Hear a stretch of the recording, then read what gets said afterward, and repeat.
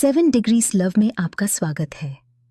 सबसे पहले इस वीडियो को लाइक करें और 7 डिग्रीज लव को फॉलो करें। तो चलिए सुनते हैं फाइट फॉर लव का यह एपिसोड। एक सुंदर लड़की अनाथ आश्रम के अंदर वीडियो बना रही है। हेलो दोस्तों, मैं हूं आपकी दोस्त तनिष्का और आपका स्वागत है मेरे इस ब्लॉग चैनल में। आज संडे है तो मैं आपको अपना घर दिखाती हूं। तनिष्का कैमरा घुमाते हुए अनाथ आश्रम के बोर्ड को दिखाती है। तनिष्का अपने व्यूअर्स से बोलती है, ये है आशा निवास, मेरा घर। मैं यहीं पर पली बढ़ी हूँ। यह ऑर्फनेज एक नेक दिल वाले व्यक्ति द्वारा चलाया जाता है जिनका नाम श्री दयालाल शर्मा है। श्री दयालाल शर्मा ने अपनी पत्नी वीरा की याद में यह ऑर्फनेज बनाया था जो बच्चों की शिक्षा और संरक्षण के लिए समर्पित थी। तभी एक लड़का वहां से जा रहा होता है। तनिष्का उसकी ओर कैमरा दिखाते हुए चलने लगती है। तनिष्का अपने व्यूअर्स को बोलती है, इससे मिलो दोस्तों, ये है रवि, ये मेरा दोस्त है और यह भी यहीं ही पला बढ़ा है। इसने पढ़ाई करके मैनेजमेंट की डिग्री हासिल की है, लेकिन दोस्तों इसे अभी कोई जॉब नहीं मिली है तो ये अभी आशा निवास में ही बच्चों को पढ़ाने का काम करता है। क्या तुम कुछ बोलोगे रवि? तनिष्का कैमरा को पास लेके जाती है। रवि कैमरे की ओर देखकर बोलता है, हेलो व्यूअर्स, ये लड़की पागल है, अभी 12वीं क्लास में है, पढ़ाई को छोड़कर कैमरा लेके घूम रही है। तनिष्का कैमरा रवि से हटा देती है और खुद की ओर करके कहती है, दोस्तों उस पागल लड़के की बात मत सुनना, वो कुछ भी बोलता रहता है। चलिए मैं आपको मेरी दोस्त प्रिया से मिलाती हूँ। तनिष्का ने प्रिया की ओर कैमरा किया। वो बहुत सुंदर थी। उसने कहा, मेरा नाम प्रिया है, मेरे पास आर्ट्स की डिग्री है और मैं ऑर्फनेज में पढ़ाती हूँ। तनिष्का बोली, तुम अपने बारे में भी कुछ बताओ ना। प्रिया बताने लगती है, मैं भी यहीं आशा निवास में पली बढ़ी हूँ। जहाँ तक मुझे पता है मेरी माँ कॉलेज में प्रेग्नेंट हो गई थी। उस लड़के ने मेरी माँ से शादी करने से इनकार कर दिया था। तब मेरी माँ मुझे यहाँ छोड़कर चली गई थी। मेरी माँ कौन थी ये तो मुझे पता नहीं है, लेकिन मैं उनसे नाराज नहीं हूँ। थैंक यू मॉम, मुझे इस दुनिया में लाने के लिए। तनिष्का कैमरा घुमाती है और खुद पर फोकस करती है।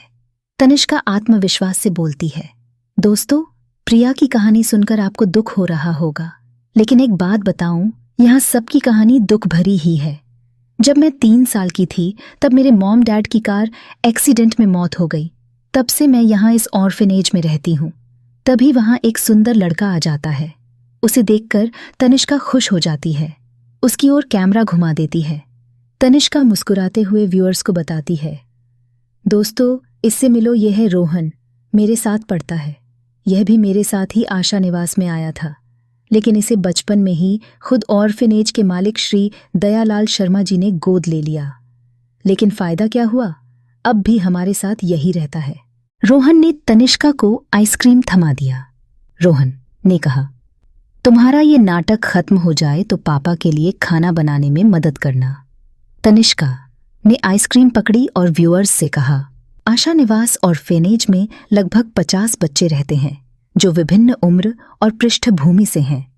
यहाँ के बच्चों को शिक्षा, भोजन और आश्रय प्रदान किया जाता है। ऑर्फनेज के अध्यापक और कर्मचारी बच्चों की देखभाल और शिक्षा के लिए समर्पित हैं। तनिष्का कैमरे से बगल के गार्डन की ओर दिखाते हुए अपने व्यूअर्स को बताती है, यहाँ एक बड़ा सा गार्डन है, यहाँ बच्चे खेलते और मजे करते हैं। एक अच्छी लाइब्रेरी है जहाँ बच्चे पढ़ाई करते हैं। आशा निवास एक स्वच्छ और सुरक्षित आवास है जहाँ बच्चे रहते हैं। यहाँ एक मंदिर है जहाँ बच्चे प्रार्थना करते हैं। रोहन को दूर जाते देख तनिष्का कैमरे को बंद कर रोहन के पीछे दौड़ती है। तनिष्का चिल्लाती है, रोहन रुको। रोहन पीछे मुड़कर उसे देखता है। तनिष्का थक गई थी। रोहन उसे पीठ पर बैठने को कहता है। तनिष्का पीठ पर बैठते हुए कहती है, पता है बचपन से मैं जब भी थकी हूं तुम्हारी पीठ पर ही बैठी हूं। रोहन उसे पीठ पर बैठाकर बोलता है, पहले बताओ पापा के लिए क्या बनाए। रोहन शर्मा जी के घर की ओर जाने लगता है। तनिष्का सोचकर बोलती है, अंकल के लिए क्यों ना आलू के पराठे बनाए। रोहन ने पूछा, क्या तुम्हें बनाना आता है? तनिष्का चिल्लाती है, मेरा पैर पकड़ो, मैं गिर रही हूं। रोहन उसका पैर पकड़कर उसे अपने पीठ पर सही से बैठाता है। तनिष्का हंसते हुए पूछती है, क्या तुम्हें पता है मेरा वेट कितना है? रोहन बोलता है, हाँ 53 किलोग्राम। तनिष्का ने आश्चर्य से पूछा, तुम्हें कैसे पता? रोहन ने हंसते हुए बताया, तुम रोज सुबह मेरे कमरे में आकर खुद का वजन करती रहती हो और मुझे बताती रहती हो। तनिष्का मुस्कुराने लगी। रोहन उसके बहुत करीब था और उसका बचपन से ही ख्याल रखता था, इसीलिए वो रोहन को हाई स्कूल से ही पसंद करने लगी थी, लेकिन डर के मारे दिल की बात कह नहीं पाती थी। रोहन ने उसे अपने पीठ से उतारा। वो शर्मा जी के घर पहुंच चुके थे। रोहन ने कहा, अंदर चलो। तनिष्का बोलती है, पता है तुम्हें फ्यूचर में मुझसे शादी कर लेनी चाहिए। रोहन अंदर जाते हुए बोलता है, और वो क्यों मैडम? तनिष्का हंसते हुए बोलती है, मैं अच्छा खाना बनाती हूं और देखा जाए तो हम दोनों बचपन से एक साथ ही रहे हैं। हम एक दूसरे को बहुत अच्छे से जानते हैं। वो दोनों किचन में पहुंचते हैं। वहां एक औरत खाना बना रही होती है, जिसकी ओर रोहन इशारा करते हुए बोलता है, अगर ऐसा है तो मुझे राधा आंटी से शादी कर लेनी चाहिए। वो तुमसे भी अच्छा खाना बनाती है। उन्होंने तो मेरे डायपर भी बदले हैं। वो मुझे और अच्छे से जानती है। राधा मजाक में हंसते हुए कहती है, तनिष्का तुम्हारे क्लास में कोई और नहीं है क्या जो मेरे बॉयफ्रेंड के पीछे पड़ी हो? तनिष्का राधा के गले लग जाती है और प्यार से बोलती है, आंटी पता है आपने मेरे भी डायपर बदले थे। तो इसे ही प्यार क्यों? आप मुझसे भी शादी कर सकती हैं, और आजकल तो इस तरह की शादी का ट्रेंड चल रहा है। राधा तनिष्का को खुद से अलग करके बोलती है, बदमाश लड़की, तुम रोहन के पास जाकर खेलो। तनिष्का मासूमियत से पूछती है, और खाने का क्या होगा? राधा बोलती है, मैं खाना बना दूंगी, तुम रोहन के साथ जाओ खेलो। मेरे बेटे के जाने के बाद तुम दोनों ही तो हो जिन्हें मैं अपना मानती हूं।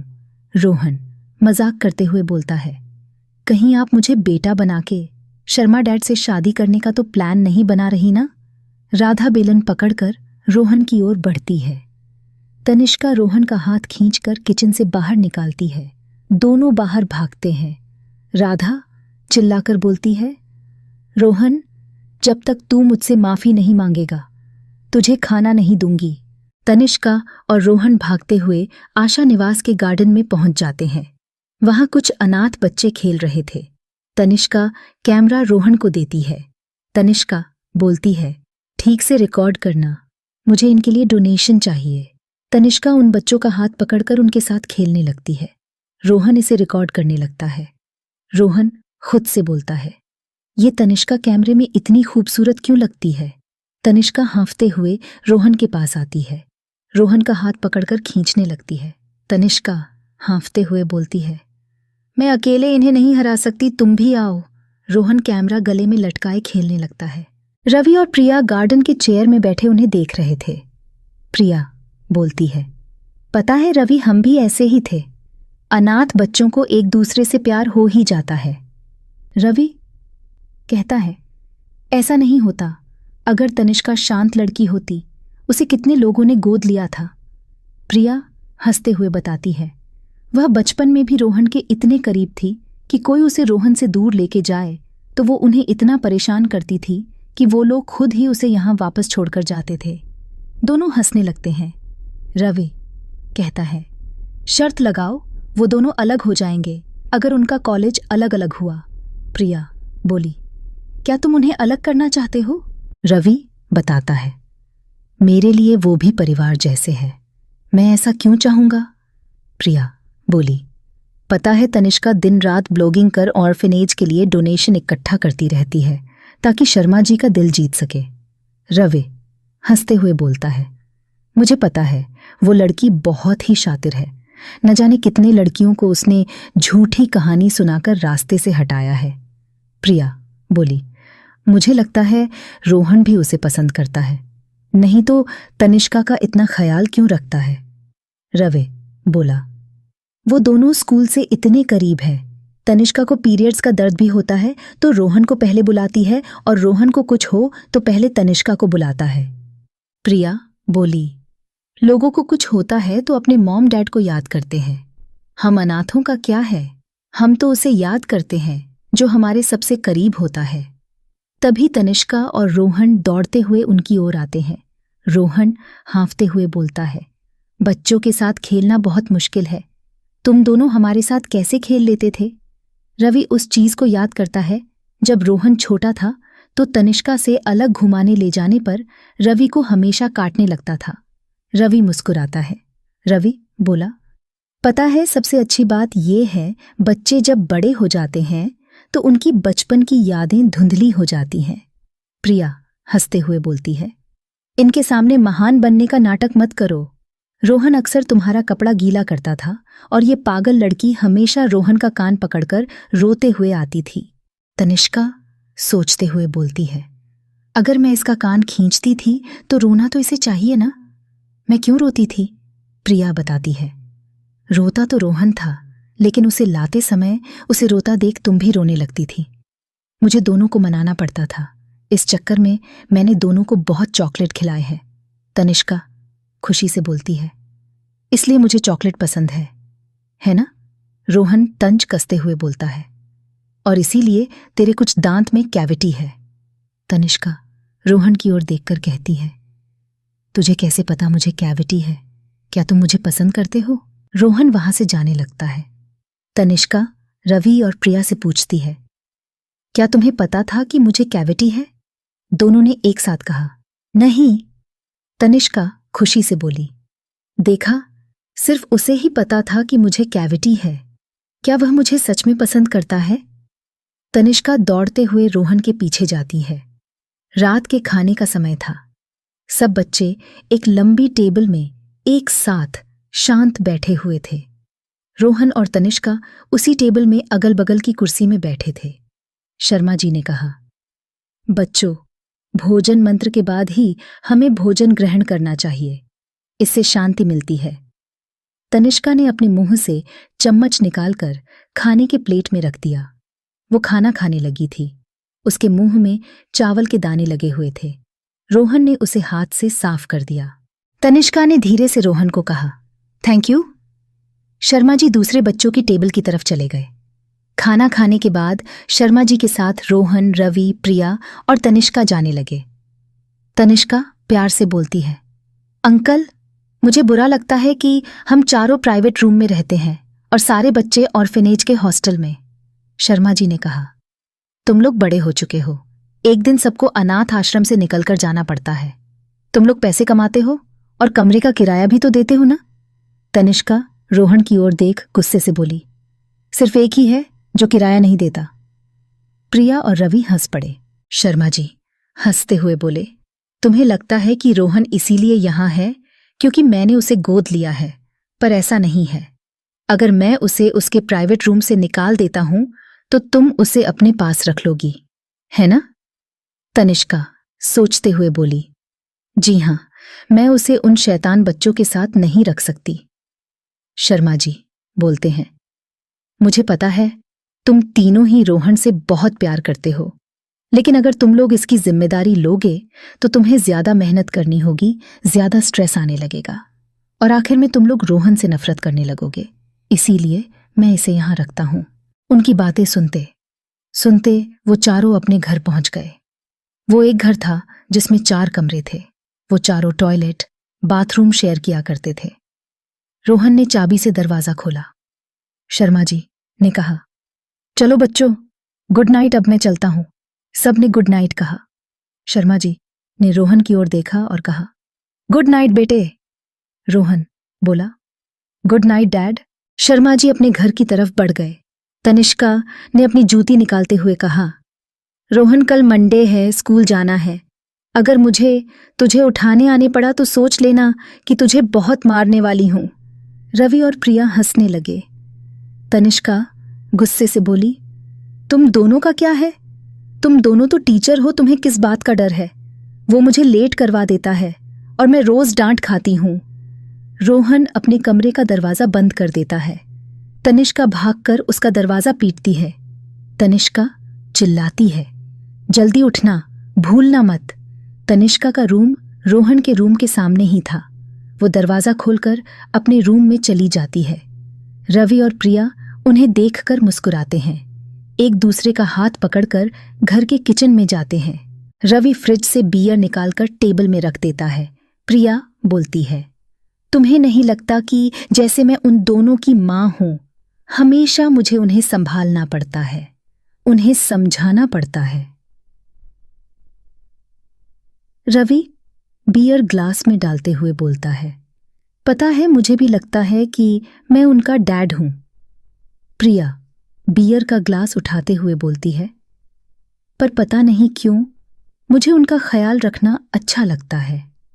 सोचती हूं कि काश हमारे ऐसे ही बच्चे हो। रवि समझाते हुए बोलता है, सच कहूं तो वो तुम्हारे ही बच्चे हैं। वो दोनों तुमसे ज्यादा देर दूर नहीं रह सकते। तभी तनिष्का किचन में आ जाती है। उसे देख दोनों बियर बॉटल और ग्लास छिपाने लगते हैं। तनिष्का बोलती है, प्रिया देखो ना, रवि अभी भी ऑनलाइन है, सोया नहीं है, कल स्कूल के लिए लेट हो जाएगा। तनिष्का को देख प्रिया मुस्कुराती है और तनिष्का को लेके रोहन के कमरे के पास जाती है। तनिष्का रोहन का दरवाजा खटखटाती है। प्रिया चिल्लाती है, रोहन रोहन। उन्हें चिल्लाते देख उनका प्यारा जर्मन शेफर्ड टिटू वहां आ जाता है और रोहन के कमरे के सामने भौंकने लगता है। रोहन दरवाजा खोलकर बाहर आता है। टीटू को देखकर उसे छूने लगता है। टीटू अपनी पूंछ हिलाता चुप हो जाता है। तनिष्का हिम्मत दिखाते हुए बोलती है, तुम टीटू का बहाना बनाकर बच नहीं सकते।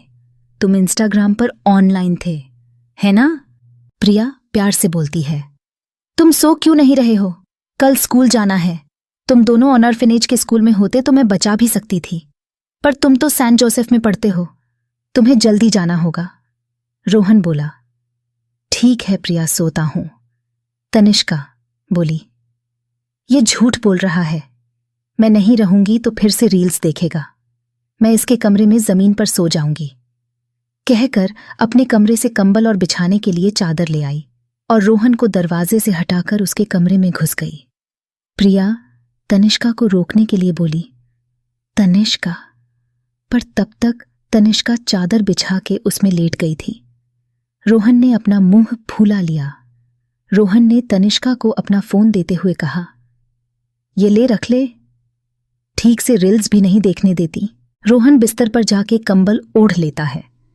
प्रिया दोनों को देख मुस्कुराते हुए रोहन का दरवाजा बंद कर देती है। किचन में रवि बैठा रील्स देख रहा था। प्रिया उसका मोबाइल छीन लेती है। रवि बोला, ये क्या हरकत है? प्रिया हंसते हुए बोली, पता है तनिष्का रोहन को रील्स भी देखने नहीं देती। रवि बोला, इसका मतलब वो फिर से जमीन पर सो रही है। प्रिया ने मुस्कुराते हुए सर हिलाया। फिर दोनों ने काफी देर तक किचन में बैठकर बातें की। रवि चलो, अब तनिष्का सो चुकी होगी। दोनों रोहन के कमरे में गए। प्रिया तनिष्का को उसके कमरे में ले गई। प्रिया ने तनिष्का को उसके बेड में लिटा दिया। दोनों ने तनिष्का का दरवाजा बंद किया। प्रिया बोली, पता है तनिष्का को सिर्फ अपने कमरे में और रोहन के कमरे में नींद आती है। वो किसी और जगह बिल्कुल नहीं सो पाती, यहां तक कि उसे मेरे कमरे में भी नींद नहीं आती। दोनों सोने के लिए अपने अपने कमरे में जाने लगते हैं।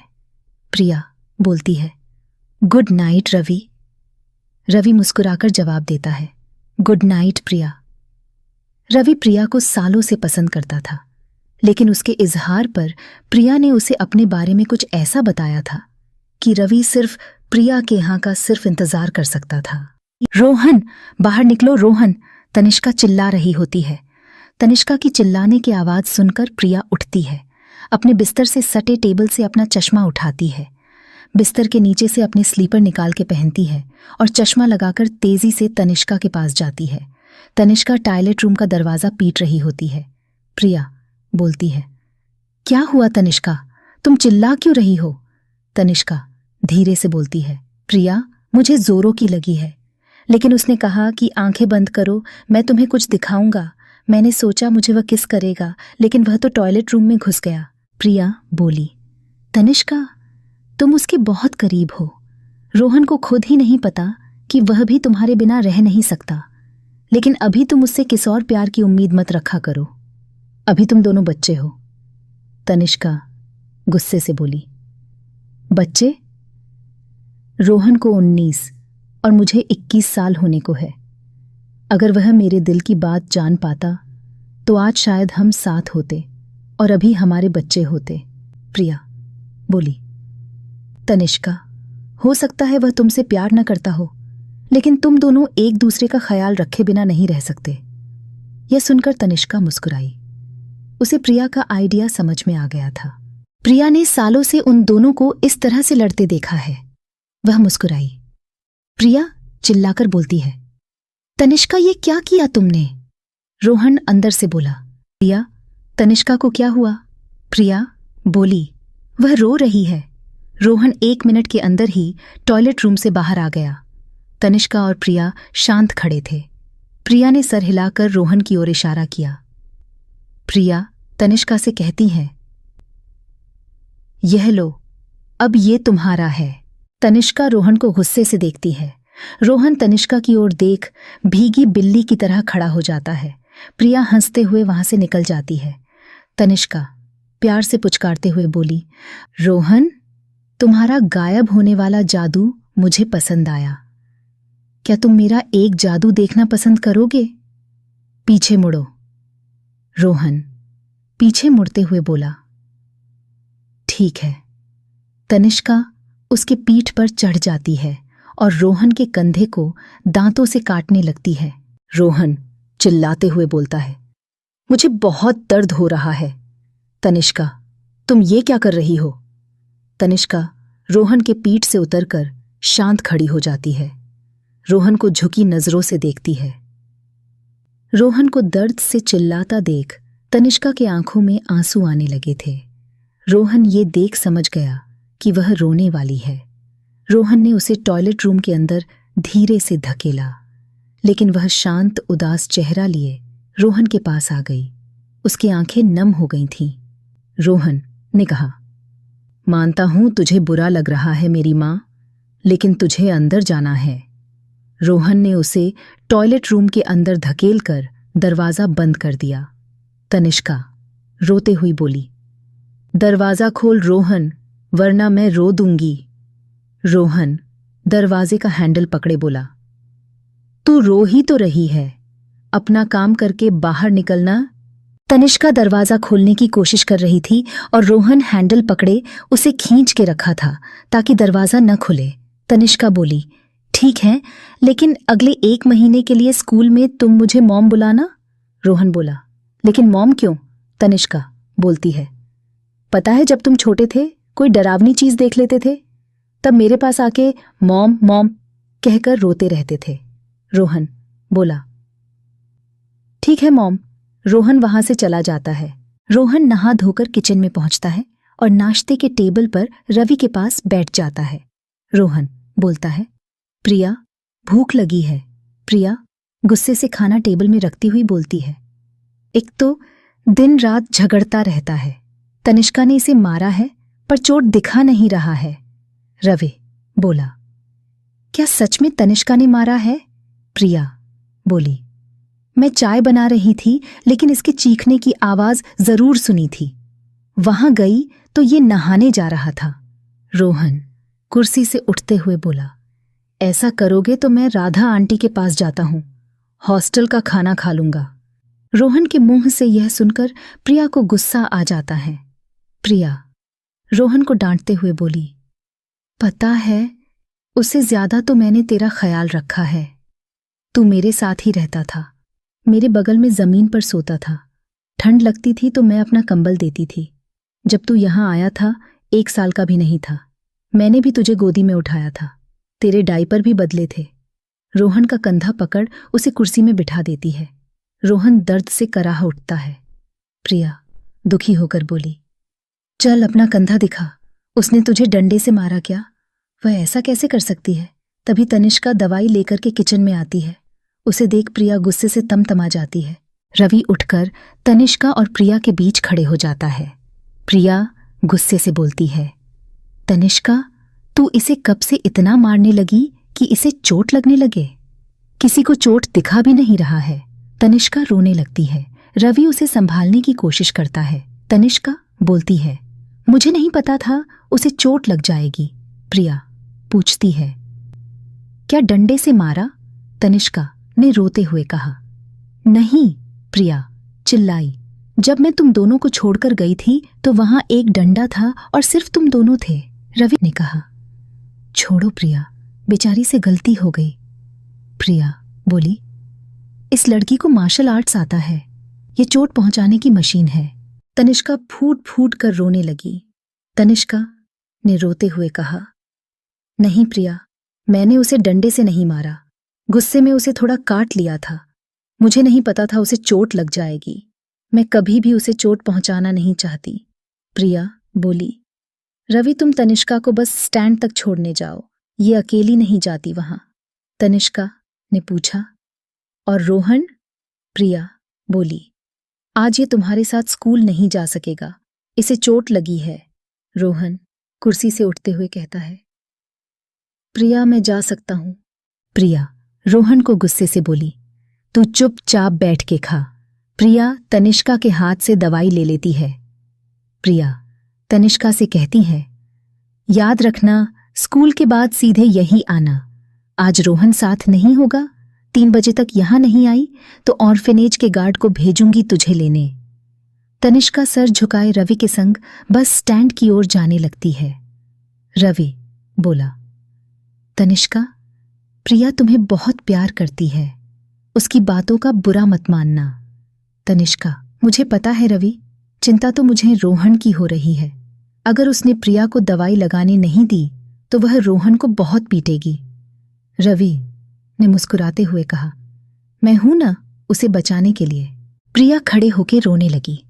प्रिया ने रोते हुए कहा, मैं नहीं चाहती थी कि उसे चोट लगे। मैंने अपनी सेफ्टी के लिए मार्शल आर्ट्स सीखा था, लेकिन प्रिया ने मुझे चोट पहुंचाने की मशीन कहा। रवि बोला, उसका मतलब ये नहीं था, तनिष्का बोली। रवि, क्या वह मुझे रोहन से अलग कर रही है? रवि बोला, एक बात बताऊं, तुम दोनों आशा निवास में एक साथ आए जब वह 1 साल का भी नहीं था।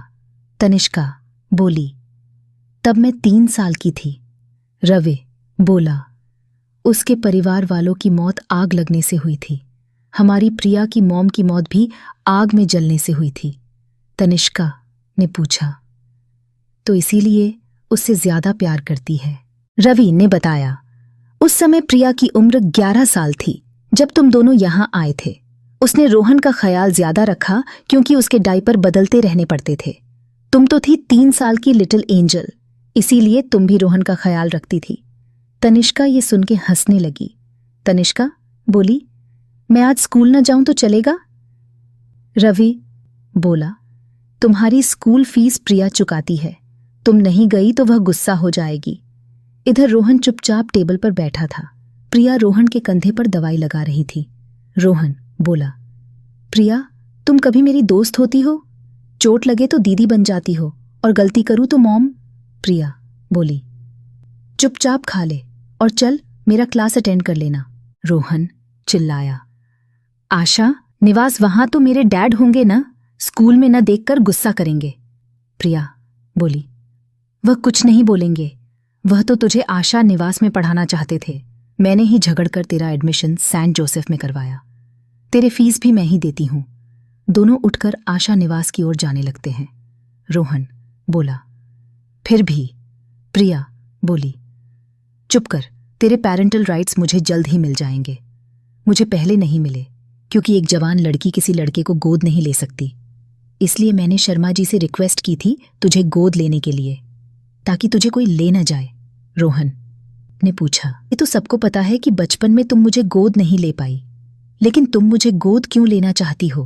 प्रिया ने मुस्कुराते हुए कहा, क्योंकि मैं तुम्हें अपना बेटा ही मानती हूं। रोहन हंसते हुए बोला, अपने से 10-11 साल के लड़के को बेटा? कम से कम एज गैप तो 18 साल कर ली होती। रोहन और प्रिया बातें करते करते आशा निवास पहुंच जाते हैं। आशा निवास के केयर टेकर राधेश्याम गेट पर ही मिल जाते हैं। राधेश्याम ने कहा, प्रिया मैडम, क्या बात है, आप आज रोहन को लेकर आई है? प्रिया मुस्कुराते हुए बोली, आज ये मेरा क्लास अटेंड करने वाला है, इसीलिए इसे यहां ले आई हूं। रोहन बोला। क्या बात है, आज मैं प्रिया की क्लास अटेंड करूंगा, राधेश्याम ने कहा। तो ये बात है, मतलब आज रोहन तुमसे गुस्सा है? रोहन ने पूछा। ऐसा नहीं है, प्रिया बोली। तो सीधे क्लास चलो। रोहन और प्रिया क्लास में जाने लगते हैं। केयर टेकर राधेश्याम ने हंसते हुए कहा, हाँ जाओ अटेंड करो क्लास। उधर तनिष्का क्लास में बैठी थी, लेकिन रोहन के बिना उसका मन नहीं लग रहा था। उसका सबसे करीबी दोस्त आज उसके साथ नहीं था। वह रोना चाहती थी, लेकिन खुद को रोक के रखा था। किसी ने उसे आवाज दी, तनिष्का। तनिष्का ने देखा उसकी प्यारी दोस्त प्रीति उसके पास आ रही है। प्रीति ने कहा, तनिष्का, क्या मैं यहां बैठ जाऊं? तनिष्का ने कहा, बैठ जा, वैसे भी मेरा मूड तो खराब ही है। प्रीति बोली, देख, अगर ये रोहन का मामला है तो भूल जा, उसे आगे देख, क्लास में एक नया लड़का आया है, वह बहुत ही सुंदर है। तनिष्का ने देखा कि लड़कों की बेंच में सामने एक सुंदर लड़का बैठा है। तनिष्का मुस्कुराते हुए बोली, हाँ सुंदर तो है। प्रीति बोली, तू क्लास की सबसे सुंदर लड़की है और वह क्लास का सबसे सुंदर लड़का है। तुम दोनों की दोस्ती हो गई तो साथ में कितने सुंदर लगोगे। तनिष्का हंसते हुए बोली, क्या सच में? प्रीति बोली, देख, रोहन तो तुझसे लड़ता रहता है, ये रोहन से अच्छा भी दिखता है और सुना है पढ़ाकू भी है। तनिष्का बोली, इसमें रोहन को क्यों ला रही हो? प्रीति बोली, तुम और रोहन की एक ही प्रॉब्लम है, तुम्हें एक दूसरे की आदत हो गई है, इसे हटाने के लिए तुम्हें नए दोस्त बनाने चाहिए। तनिष्का बोली, ठीक है, कर लेते हैं। प्रीति पूछी, पर क्या? तनिष्का मुस्कुराते हुए बोली, उससे दोस्ती। तनिष्का क्लास के सामने जाके खड़ी हो गई। तनिष्का ने कहा, सब लोग ध्यान से सुनो। सब लोग शांत हो जाते हैं और तनिष्का को सुनने लगते हैं। तनिष्का बोलती है, तो इस क्लास में एक नया लड़का आया है। लोग नई जगह में खुद को असहज महसूस किया करते हैं, इसीलिए हमें उनसे दोस्ती कर बताना चाहिए कि वह यहाँ अकेले नहीं है। तनिष्का ने उस लड़के को देखा, वह चुपचाप तनिष्का को देख रहा था। तनिष्का ने उसे आवाज दी, अरे तुम्हारा नाम क्या है? क्लास में खुसर फुसर होने लगी, सब नए लड़के के बारे में बातें करने लगे। उस लड़के ने जवाब दिया, मेरा नाम राजेश है। तनिष्का जोर से चिल्लाकर बोली, तो दोस्तों, आज से राजेश हम सबका दोस्त है, उससे प्यार से पेश आइएगा।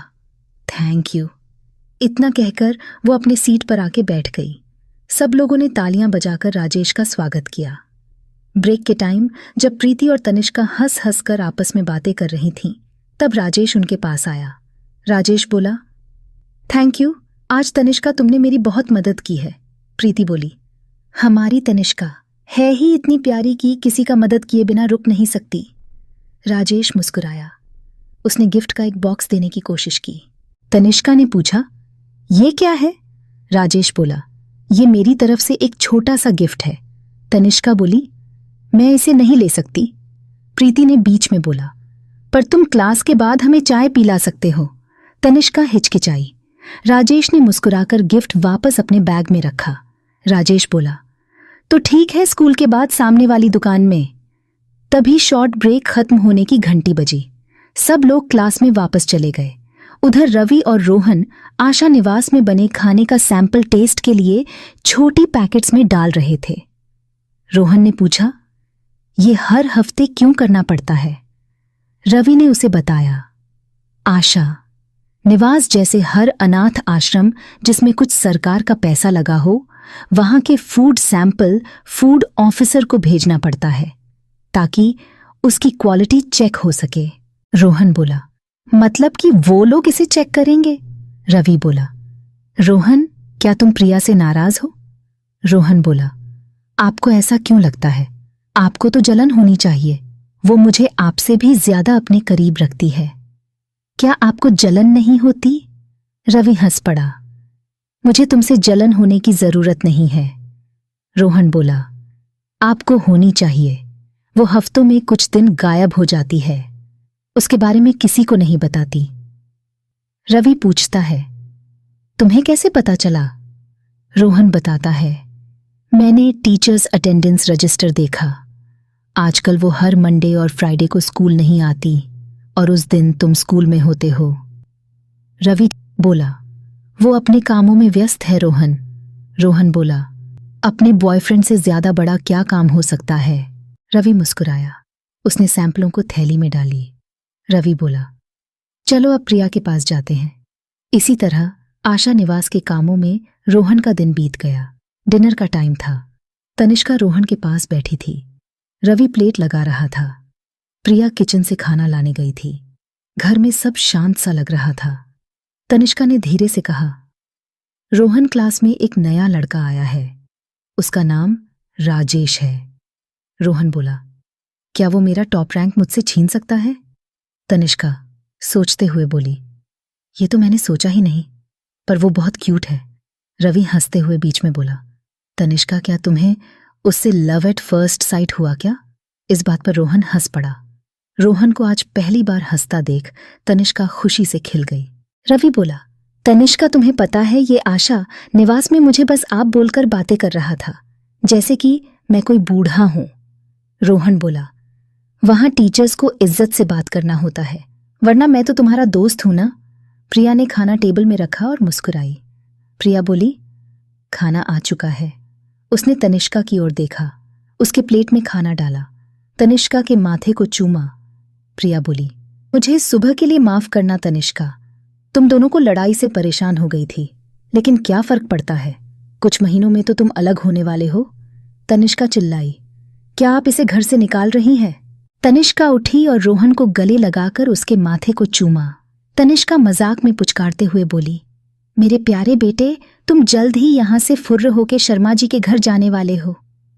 पर चिंता मत करना, क्लास में मैं तुम्हारी मॉम तुम्हारा ख्याल रखेगी। प्रिया बोली, वो मैं कॉलेज की बात कर। रवि ने प्रिया को कहने से रोक दिया। तनिष्का बोली, कॉलेज?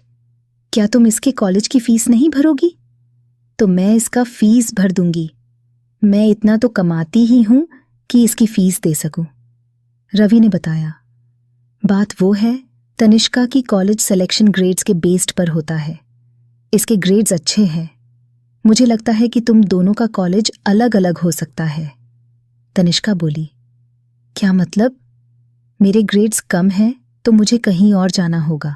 प्रिया बोली, कुछ ऐसा है कि तुम्हारा कॉलेज अलग अलग शहरों में भी हो सकता है, कुछ कह नहीं सकते।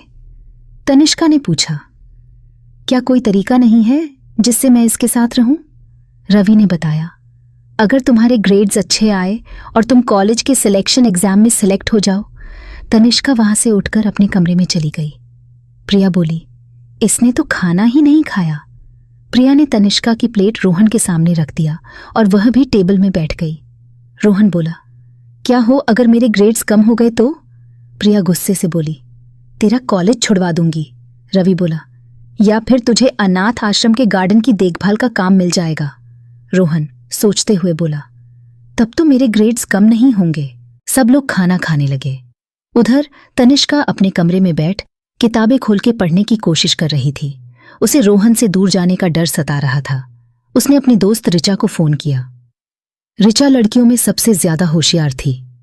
तनिष्का फोन पर ऋचा से बोली, ऋचा, मेरी प्यारी दोस्त, क्या तुम मुझे पढ़ने में मदद करोगी? ऋचा ने कहा, आज पढ़ने का मन कर रहा है। तेरा दिमाग तो ठीक है ना? तनिष्का बोली, एग्जाम को पूरे 6 महीने बाकी है। मुझे किसी भी तरह अच्छे ग्रेड्स लाके उस कॉलेज में जाना है जहां रोहन जाएगा। ऋचा ने कहा, मैंने तुझे रोहन के लिए हर बार स्ट्रेस लेते देखा है, मुश्किलों का सामना करते देखा है, पर क्या तुझे वो पसंद भी करता है? तनिष्का बोली, ऐसा मत बोल ऋचा, मुझे बुरा लग रहा है। वो मेरे साथ ही रहता है, मेरे साथ घूमता है, मेरे साथ खाना भी खाता है। वो मुझे पसंद क्यों नहीं करता होगा? बस वो मुझसे डरता है कि कहीं उसे पीट न दूं। ऋचा बोली, ये अच्छा मौका है, तेरे पास 6 महीने हैं। खुद को पहचान कि क्या तू उसे सच में पसंद करती है या ये फिर सिर्फ साथ रहने का असर है। तनिष्का ये सुनकर सोच में पड़ जाती है। ऋचा बोलती है, मुझे ये पक्का पता है, अगर तुम दोनों अलग अलग कॉलेज में गए तो रोहन को कोई और फंसा ही लेगी। तनिष्का बोली, मुझे डरा मत ऋचा, सिर्फ पढ़ने में मदद कर। और वो दोनों पढ़ने लगते हैं। इस कहानी को सुनने के लिए धन्यवाद। अगला एपिसोड जल्द ही आपको यहीं मिलेगा। फॉलो करना न भूलें।